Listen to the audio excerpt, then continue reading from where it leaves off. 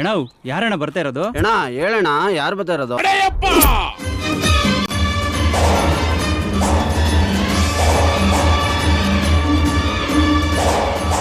ಅಣ್ಣ ನಮ್ super star.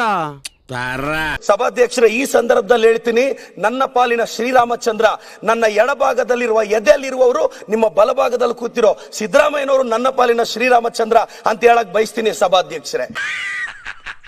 ಅದ ಜೋಕ್ ಅದ ಫೇಸ್ ಕಟ್ಟು ಏನು ಡಿಫರೆನ್ಸ್ ಇಲ್ಲ. ಯಾಕೆಂದ್ರೆ ಬಡವರ ಹೊಟ್ಟೆ ತುಂಬಿಸ್ತಿರೋ ರಾಮ ಸಿದ್ದರಾಮಯ್ಯ ಅನ್ನರಾಮ ಅಂತ ಹೇಳಕ್ ಬಯಸ್ತೀನಿ. ಸಿದ್ದರಾಮಯ್ಯ ನಿನ್ನ ನೆಂಬಿದೆ, ಜಗವೆಲ್ಲ ನಿನ್ನ ನೋಡಿ ನೆಂಬಿದೆ. ಅನ್ನಭಾಗ್ಯ ಎಷ್ಟು ಬದುಕುಗಳಲ್ಲಿ, ಎಷ್ಟು ಮನೆಗಳಲ್ಲಿ ಸೆಕೆಂಡ್ ಲೈನ್ ಜೋಡಿಸಿದೀನಿ ಸಭಾಧ್ಯಕ್ಷರೇ. ನಿಂದ ಯಾವಾಗ್ಲೂ ಇದೇ ಗೋಳು. ಅದು ಬರೋವರೆಗೂ ಬಿಜೆಪಿ ಸ್ನೇಹಿತರು ಕಾಯ್ಬೇಕು ಅನ್ನೋದು ನನ್ನ ವಿನಂತಿ. ನಾನು ಸಭಾಧ್ಯಕ್ಷರೇ, ಇವತ್ತು ಗೃಹಲಕ್ಷ್ಮಿನ ನಮ್ಮ ಪಂಚ ಗ್ಯಾರಂಟಿಗಳನ್ನ ಕಿಂಗ್ಸ್ ಕಾಲೇಜ್ ಅವರು ಹೇಳಿದ್ದಾರೆ, revolutionary changes in grass root administration ಅಂತ ಹೇಳಿದ್ದಾರೆ. ದೊಡ್ಡ ದೊಡ್ಡ ಯೂನಿವರ್ಸಿಟಿಗಳು ನಮ್ಮ ಗ್ಯಾರಂಟಿನ ಇನ್ಸ್ಪಿರೇಷನ್ ಆಗಿ ತಗೊಂಡಿದೆ. ವೆಸ್ಟರ್ನ್ ಯೂನಿವರ್ಸಿಟಿಗೆ ಕರ್ನಾಟಕದ ಗ್ಯಾರಂಟಿಗಳ ಇನ್ಸ್ಪಿರೇಷನ್. ಇವತ್ತು ಗೃಹಲಕ್ಷ್ಮಿ, ಗೃಹ ಜ್ಯೋತಿ ಇಂತ ಯೋಜನೆಗಳಿಂದ ನಾವು ಪ್ರತಿ ಮನೆಗೂ ರೀಚ್ ಆಗ್ತಿದೀವಿ. ಬೀಗ ಹಾಕಿಲ್ವ ಅಲ್ಲಿ? ಅಯ್ಯೋ ಎಲ್ಲ ಕನ್ಫ್ಯೂಸ್ ಮಾಡೋ. ಅಧ್ಯಕ್ಷರೇ, ಹೊಟ್ಟೆ ಹಸಿವು ತುಂಬಿಸೋದು ಈ ಜಗತ್ತಿನ ಶ್ರೇಷ್ಠ ಕಾರ್ಯ. ಹೊಟ್ಟೆ ಹಸಿವನ್ನ ತುಂಬಿಸೋದು ಶ್ರೇಷ್ಠ ಕಾರ್ಯ.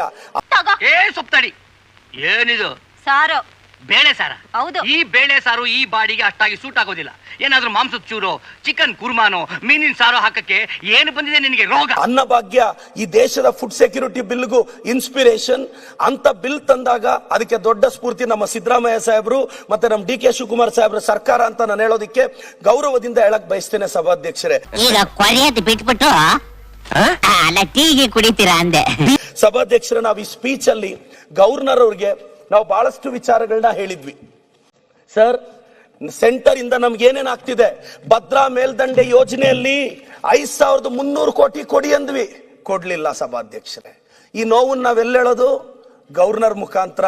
ಅವ್ರ ಸ್ಪೀಚ್ ಅಲ್ಲಿ ಹೇಳಿದ್ವಿ, ನಾವೇನು ನೆಗೆಟಿವ್ ಹೇಳಿರ್ಲಿಲ್ಲ. 15th ಫೈನಾನ್ಸ್ ಕಮಿಷನ್ ಅಲ್ಲಿ ವಿಶೇಷ ಅನುದಾನ ಕೊಡಿ ಅಂತ 5495 ಕೋಟಿ ಕೇಳಿದ್ವಿ, 1 ರೂಪಾಯಿ ಕೊಡ್ಲಿಲ್ಲ ಸಭಾಧ್ಯಕ್ಷರೇ. ನಮ್ GST ದುಡ್ಡನ್ನ ನಮಗ್ ವಾಪಸ್ ಕೊಡಲ್ಲ. ಇನ್ಕಮ್ ಟ್ಯಾಕ್ಸ್ ಅಂತಾರೆ, ಸೆಸ್ ಅಂತಾರೆ, ಹೊಸ ಯೋಜನೆ ಅಂತಾರೆ, ಹೆಸರುಗಳು ಮಾತ್ರ ಬದಲಿಸ್ತಾ ಇದ್ದಾರೆ. ಇವತ್ತು 50,000ಕ್ಕೂ ಹೆಚ್ಚು ಕೋಟಿಗಳು ಏನಿದೆ, ಇವತ್ತು 1 ಲಕ್ಷ ಕೋಟಿಗೂ ಹೆಚ್ಚು ಇವತ್ತು ನಾವು ಗ್ಯಾರಂಟಿಗಳು ಖರ್ಚು ಮಾಡಿದೀವಿ. ಆದ್ರೂ ಅಭಿವೃದ್ಧಿಯ ವೇಗ ನಿಂತಿಲ್ಲ. ಅಭಿವೃದ್ಧಿಗೆ ಹಣ ಇಲ್ದಿದ್ರೆ ಪೆರಿಫೆರಲ್ ರಿಂಗ್ ರೋಡ್ ಆಗ್ತಿತ್ತಾ, ಮೆಟ್ರೋಗೆ DPR ಬರ್ತಿತ್ತಾ, ಇವತ್ತು ಗ್ಯಾರಂಟಿಗಳನ್ನ ಯಶಸ್ವಿಯಾಗಿ ಕೊಡ್ತಿದ್ವಾ, ಪ್ರಗತಿ ಪಥ ಬರ್ತಿತ್ತಾ? ಹಳ್ಳಿ ಜನಕ್ಕೆ ಇವತ್ತು ಕಾಂಗ್ರೆಸ್ ಸರ್ಕಾರ ಒಂದು ಭರವಸೆ ಮೂಡಿಸಿದೆ. ನಮಗಾಗ್ತಿರೋ ಅನ್ಯಾಯನ ನಾವು ಹೇಳ್ಕೊಂತ ಇದೀವಿ ಸಭಾಧ್ಯಕ್ಷರೇ.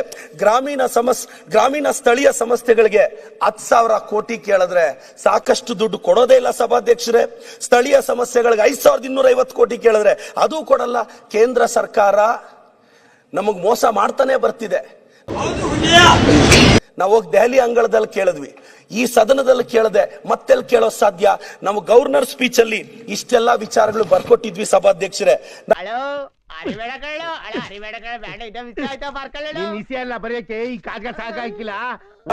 ಇನ್ನೇನು ಹೇಳಿರಲ್ಲ.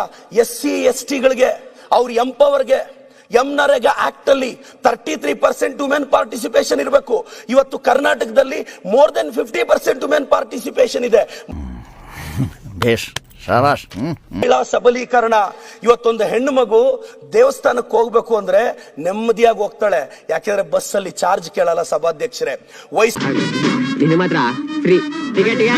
ಬಂದಿರೋ ಮಗಳು ಯಾವ್ದೋ ಸಿಟಿ ಕೊಟ್ಟು ಮದುವೆ ಮಾಡಿದ್ರೆ ವರ್ಷಕ್ಕೊಂದ್ಸಲ ಅರ್ಶನ ಕುಂಕುಮ ಕೊಡೋಣ ಅಂದ್ರೆ ಚಾರ್ಜ್ ಕಾಸಿಲ್ಲ ಅಂತ ಹಳ್ಳಿಗಳಲ್ಲಿ ಉಳಿದೋಗೋ ಸಾವಿರಾರು ಜನ ಹೆಣ್ಣು ಮಕ್ಕಳು ಇವತ್ತು ಪ್ರತಿ ಹಬ್ಬಕ್ಕೆ ಅವ್ರ ಬಡ್ಜೆಟ್ ತಕ್ಕಂತ ಒಂದು 500 ರೂಪಾಯಿ ಸೀರೆ ತಗೊಂಡೋಗಿ ಅರ್ಶನ ಕುಂಕುಮ ಕೊಟ್ಟು ಬರ್ತಾ ಇದ್ದಾರೆ.